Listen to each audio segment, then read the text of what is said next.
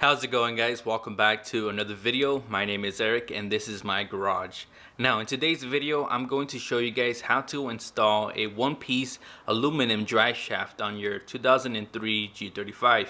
Now this process will be the same from the years of 2003 all the way up to 2007. So I hope you guys find this video helpful.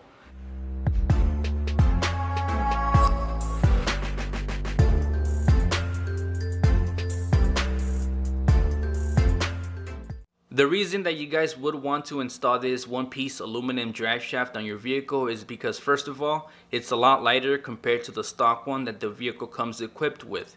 Secondly, it is a one-piece aluminum drive shaft. The one that comes in the vehicle is a two-piece system. If you guys think about it this way, when you guys are trying to remove a fastener off of your vehicle and you're using an electric impact, when you add a swivel socket or an extension to that, it reduces the amount of torque and power that's coming from the impact and it's getting delivered to the fastener. So try to think of this in the same way. We're installing a one-piece system onto the vehicle, so it's gonna have a more of a direct feel, and you're most likely going to notice a difference when you're taking off from a dead stop. Now I was going to show you guys an in-vehicle demonstration as far as how the RPMs are right now. But if I'm being honest, guys, my rear main seal on my vehicle has a small leak on it, and I do notice that the clutch slips a little bit, so I don't think this is going to be an accurate representation of how a stock vehicle will look like. In front of me I have the one-piece aluminum drive shaft for the G35. I actually did not buy this new. I got it secondhand off of one of the guys on OfferUp. So this is the one-piece drive shaft. Now I looked on there for like a specific part number, but I couldn't find one. So I think this one is one of the earlier models that they made for the vehicle. I want to say that it's built by the Driveshaft shops. The build quality on this looks on point, so I don't think I'm gonna have any issues with that. And it looks like it does come balanced and everything, so hopefully everything lines up perfectly fine.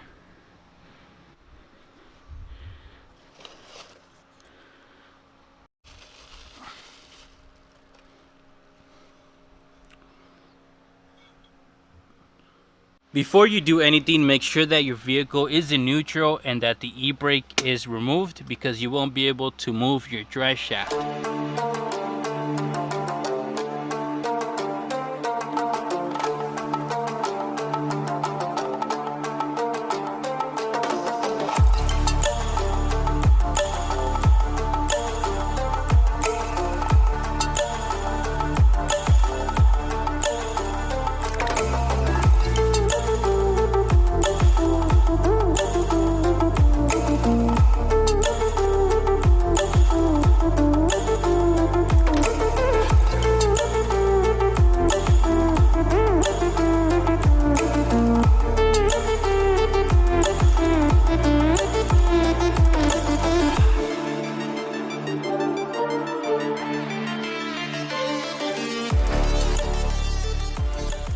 Now that our vehicle is supported by jack stands, we're going to go ahead and go underneath. In order to get the drive shaft down, I do need to remove a part of the exhaust out of the way.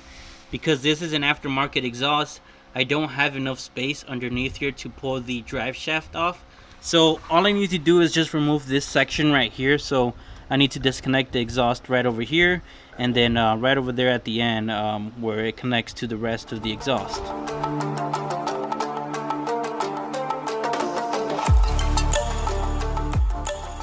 Now that we have removed some of the exhaust out of the way, we can remove our drive shaft.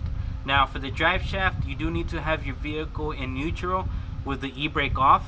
The reason behind that is because you need to move the drive shaft around so that you can get to all the fasteners. These are all going to be 17 millimeters. Now you can use two regular wrenches to remove these, but these are on there kind of tight. So I'm going to use an electric impact with a 17 millimeter swivel head.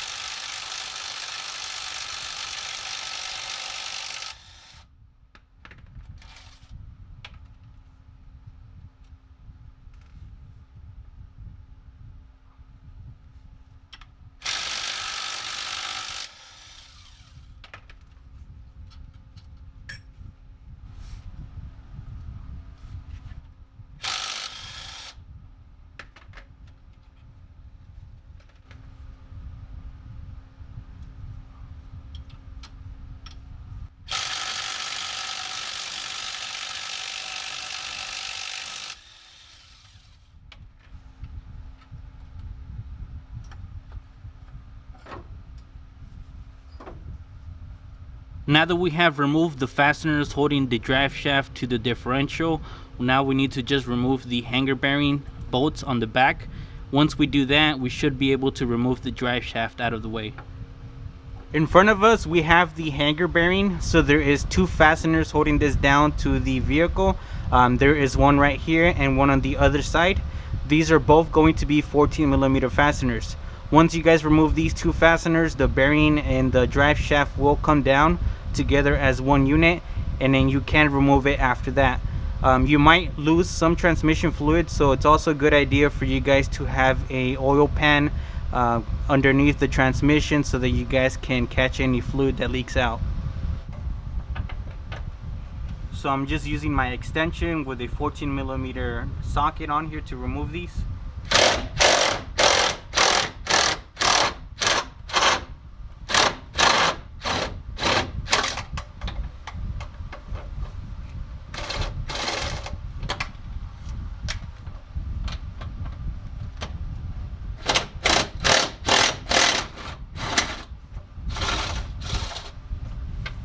Now that you have removed the two fasteners holding down the hanger bearing, you can go ahead and remove your drive shaft.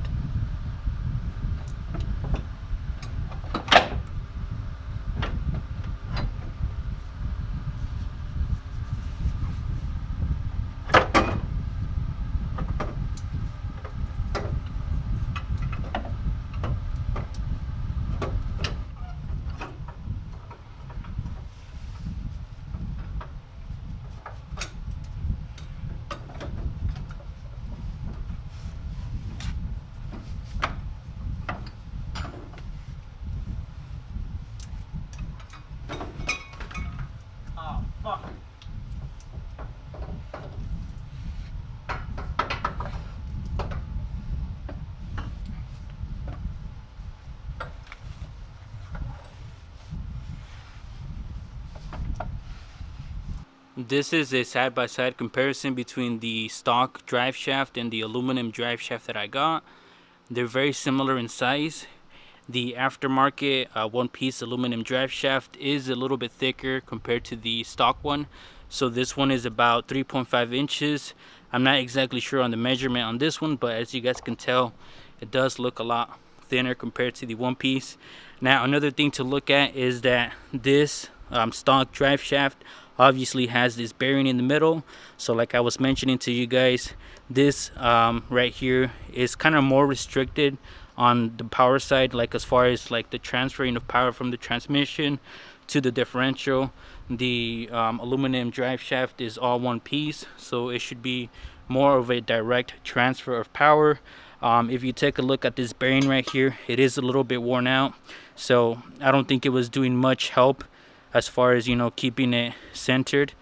If you look at it right here, it's kind of splitting. So by doing this, we're gonna avoid having any issues down the road, and it's gonna give us some extra horsepower, so that's always a win-win solution.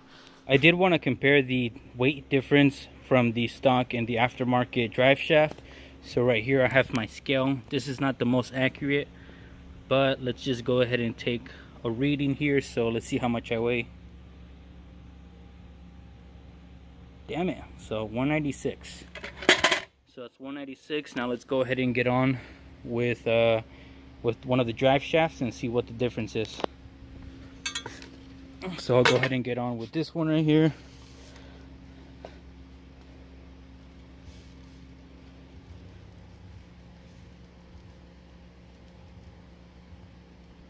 Alright, so this one looks like it's 212.7. So we'll do the math right now, but we're going to go ahead and get this one as well.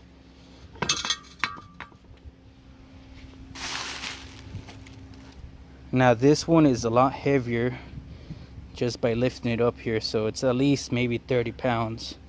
So we'll go ahead and see here.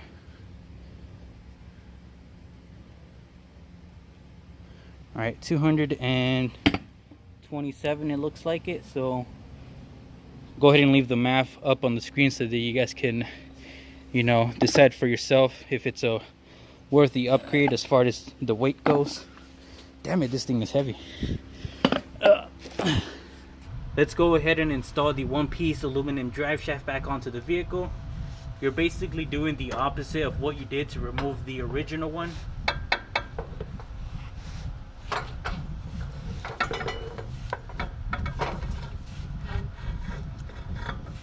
I quickly ran into some issues installing the drive shaft. I have to remove this part of the exhaust as well because there's not enough space to fit in the larger diameter drive shaft that we have. So we're gonna go ahead and remove this. There's just 4 fasteners up ahead that we need to remove, and then we'll be able to remove this part of the exhaust out of the way and install the drive shaft.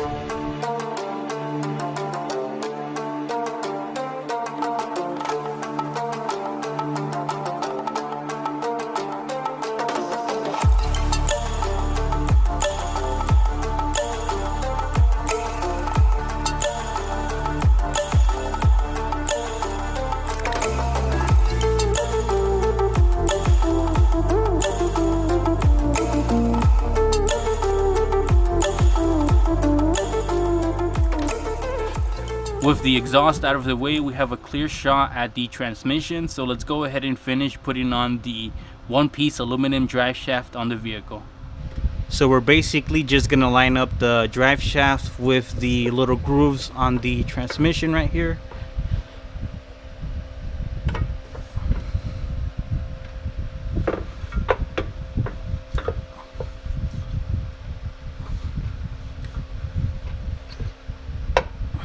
Now that we have lined the drive shaft with the transmission, we're gonna go on the rear and fasten down the rear part of the drive shaft with the differential. I'm really surprised how everything lined up perfectly. This is probably one of the easiest little mods that you can do to your vehicle.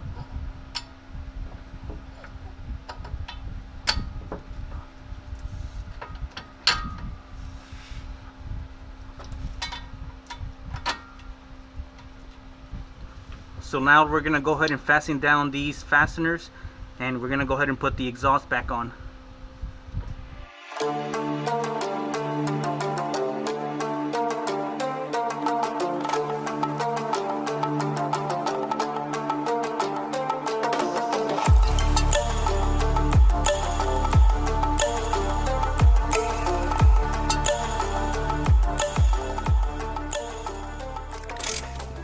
So this is gonna be the first time that I drive the G35. Now that I've replaced the drive shaft with a single piece drive shaft. So I'm excited to see what the difference is.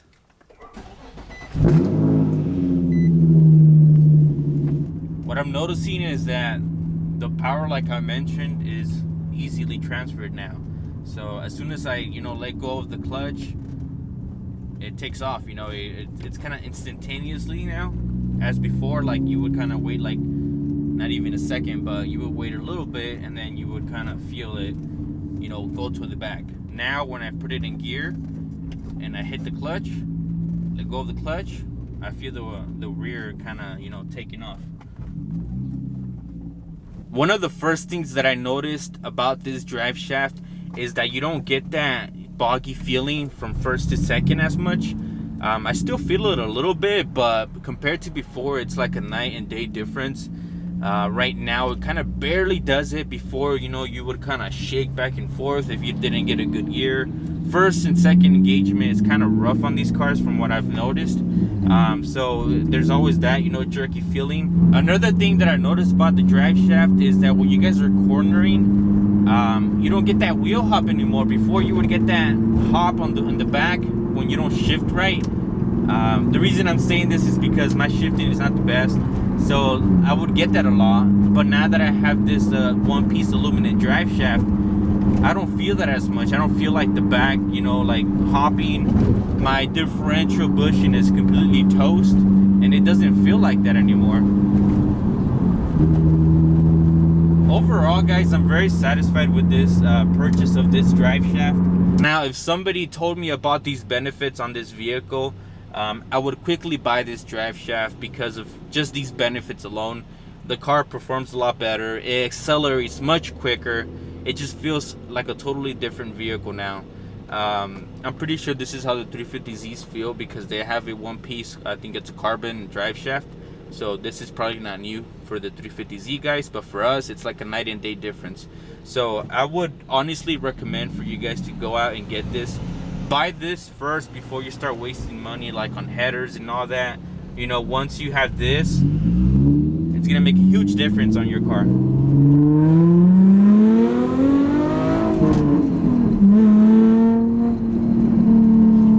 Yep, noticeably better.